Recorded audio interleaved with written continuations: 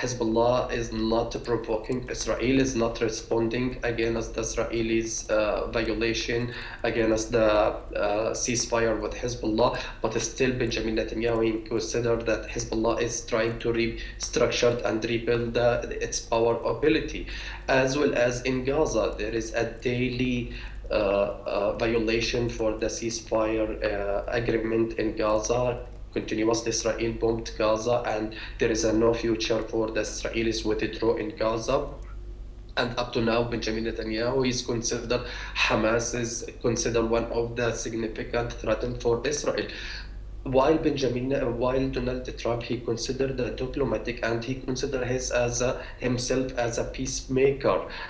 He considered after the declaration of the ceasefire between Israel and Hamas, he considered himself the man who solved the conflict in Middle East that longed for more than 300 years.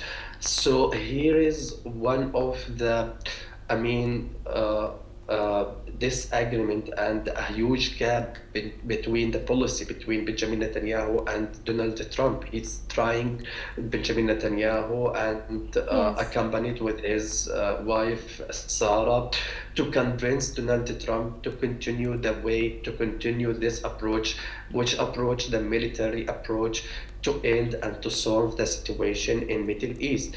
And also, we have seen after Benjamin Netanyahu, he bombed Qatar. Uh, Donald Trump, he forced him to apologize and to, to share his explanation and Yes. to, I Uh, mean, Mr. announce Mohammed. that hitting Qatar, it was one of the mistake of Israel. So here is showing the Mr. huge Bushback. gap between the policy, but I'm not optimist Mr. because Bushback. Donald Trump, he will not go to turn his back to Benjamin Netanyahu and let him to wage a war alone, Mr. Bushback, especially. thank you very much for joining us. Unfortunately, we are running out of time for this discussion, but thank you very much for joining us today once again and sharing that insight from Cairo. Now we move on to Africa. Hopes for peace in the Eastern Democratic Republic of the Congo are dwindling after new clashes erupted in Uvira. M23 rebels captured the key town earlier this month, defying a U.S.-brokered peace deal between Rwanda and the DRC. Despite agreeing to the deal, M23 is negotiating separately with Kinshasa in Qatar. The United States accused Rwanda of violating the agreement, while M23 has promised withdrawal. However, locals report that many rebels, either in plainclothes or police uniforms, remain in Uvira. Congolese forces have accused M23 of regrouping in the surrounding hills. On Friday, Congolese drones have targeted M23 boats at Kalundu port in Lake Tanganyika. The violence has forced tens of thousands of civilians to flee, overwhelming neighboring Burundi's refugee camps.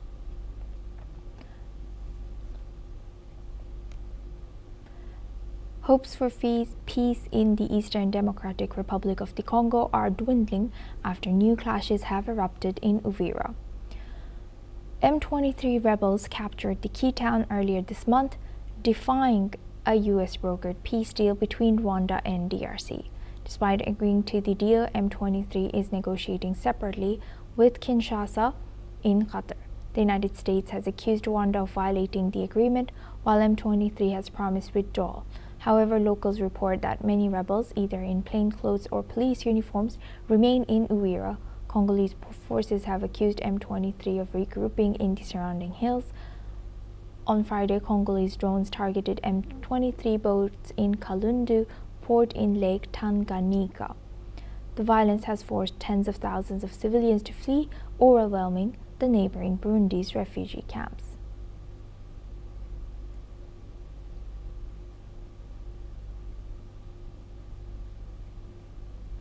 Hopes for peace in the Eastern Democratic Republic of Congo are dwindling after new clashes have erupted in Uvira.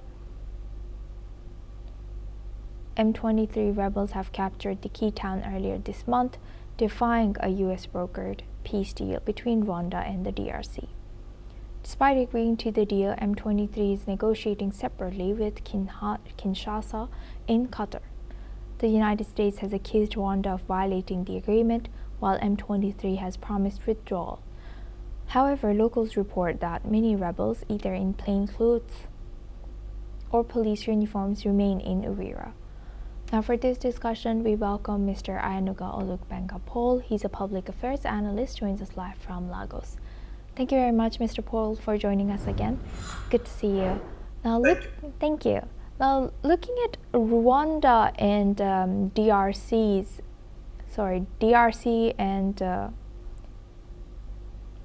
the fresh clashes in Uvira, once again, what does M23's decision to negotiate separately with Kinshasa and Qatar while defying U.S. broker deal reveal about limits of international mediation? Do you think that the foreign mediators like U.S. have limited understanding of this conflict and history? Well, I've always maintained that any negotiation that does not involve the active player on ground. The last negotiation that was signed, I think, on December 4th in Washington involved President Tshisekedi and President Kagame, but no representative of M23 rebel were there. And I'm sure that apart from M23 rebel, there would also be other fringe rebel group who are also players in the ongoing conflicts that were not factored in.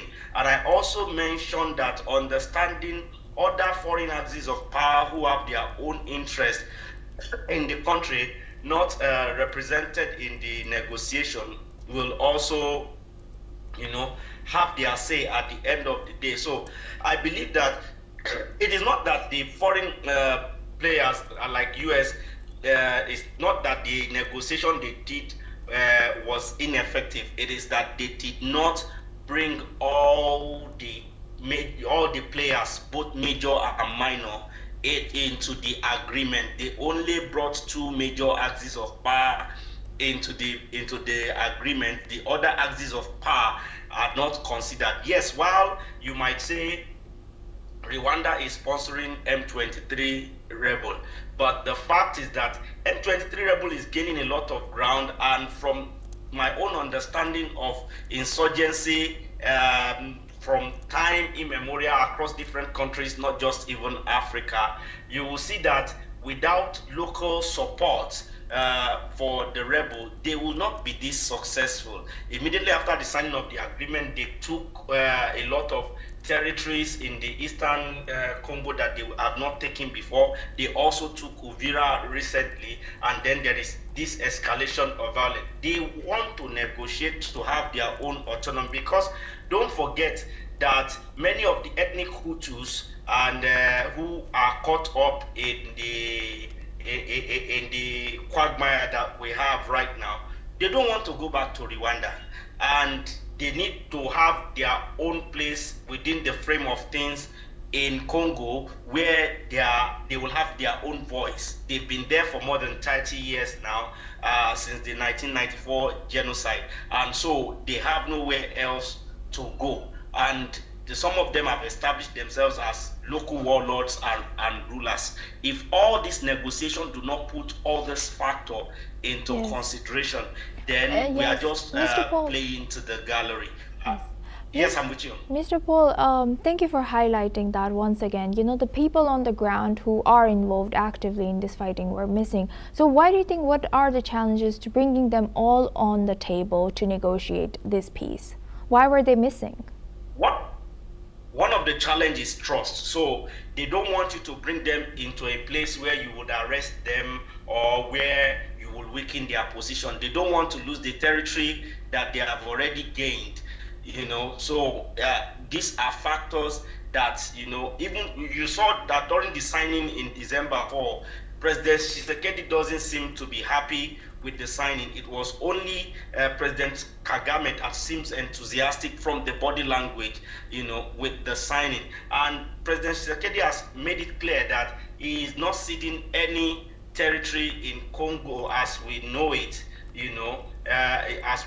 to any rebel group. And the rebel group are not willing to cede the territory that they have gained back to the government. So these are gray areas that needs to be talked about deeply, and there should be an atmosphere of trust that can be created, because if trust is not there, the rebel will not feel comfortable to want to come to negotiate, knowing fully well that it is almost like a death sentence for them if they lose some of the territories that they have gained. That, to me, is one of the factors. And don't forget that the territories that they have gained are the majorly mineral-rich territory that the government wants back by all means. Right. Thank you very much for highlighting that. Very insightful. Mr. Paul, as always, please stay with us and we come back to you for our next discussion as well. Now, moving on to Guinea. Guinea has held a presidential election today with victory all but assured for Mamadi Doumbouya, the general who led the junta that has seized power back in 2021. By running, he is breaking a pledge to hand power back to civilians by the end of 2024. All main opposition leaders have been barred from standing. Some 6.8 million people can vote among 9 approved candidates, including Doumbouya, who is running as an independent. Polling is underway with a heavy security presence, including armed vehicles patrolling the streets. UN Rights Chief Volker Turk has said that the campaign was marked by intimidation, politically motivated enforced disappearances, and constraints on media freedom. Doumbouya has highlighted infrastructure projects, the start of operations at the Simandu iron ore mine, and promised to fight corruption. Provisional results could be announced within 2 days. Opposition leader Sileo Dalain Diallo has called the vote an electoral charade and aimed at giving legitimacy to the planned confiscation of power. Now for this discussion, we welcome back Mr. Ayunaga Olugbenga Paul. He's a public affairs analyst, joins us live from Lagos. Thank you very much, Mr. Paul, for staying with us. Now, looking at this, how does Mamadi Doumbouya's candidacy, after pledging a return to civilian rule, affect the credibility of this political transition? And what more can you tell us about this ongoing situation there? Well, just like the opposition leaders have called out, it's an electoral charade, and it reminded me of a situation like that almost happened in Nigeria back in 1998, when President Sani Abacha wanted to transmute into an elected president, and he was the sole candidate of all the about 8 or 7 political parties that were approved that year. But for his death on the throne in June that year, he would have also emerged like Doumbouya as an elected president of the country. So it is not a new thing. That it is a way where military, even the current Egyptian president El-Sisi, he did the same thing to transmit himself from a military president to a democratically elected president. So when you talk about credibility, you shouldn't expect any form of credibility in this election. It is what it is. But I think now that the president becomes a civilian, it is then that the people need to now tactically, non-sentimentally, begin to ask questions in a way that, because he is more answerable to international community now as an as an elected government, is more answerable to ECOWAS, is more answerable to AU, is more answerable to UN now than when he was a military president. And so I think the opposition should look at technical ways to exploit that, to wait till the next election, but while waiting, to build up a platform, an avenue of building the critical mass of the people through mass education, mass voters education, mass understanding, such that even if he wants to rig the next election, the voters would have been so educated that if they are not pleased with his regime, they will vote him out, and of course it might end up like the case where we had in Guinea-Bissau, where the sitting president saw himself losing the election and then invited the military to stage a coup to make it look as though the military took over. So that can be his only saving grace then. But other than that, the election has taken place, and I think he has won, right now. Thank you very much, Mr. Paul, once again for joining us and sharing that insight from Lagos. Now we move on to our next news. Staying in Guinea, Guinea's security forces say they have neutralized an armed group accused of having subversive intentions that threat national security. Authorities say these forces also attacked a mosque during the incident, adding to tensions as the country heads into a decisive political moment. Let's listen in. Il y a eu des tirs à Symphonie Afrikov. Donc, il y a beaucoup de vitres qui sont cachées, de tôles, de murs, il y a tout des tracasses de balles. On est venu pour constater quoi. On est très inquiet, très inquiet. On est très inquiet parce qu'on n'a pas pu dormir avec les enfants. Tout le monde s'est reporté sur le salon. The developments come as Guinea holds a crucial presidential election aimed at ending a 4-year transition that began after the military seized power in September 2021. Voting has begun earlier today in a contest widely expected to hand junta leader General Mamadi Doumbouya a 7-year mandate. Completing the return to civilian rule, about 6.7 million people are registered to vote. Polling stations are due to close at 6 p.m. local time, with provisional results expected within 48 to 72 hours. Now we move on to our next news. Coupang's founder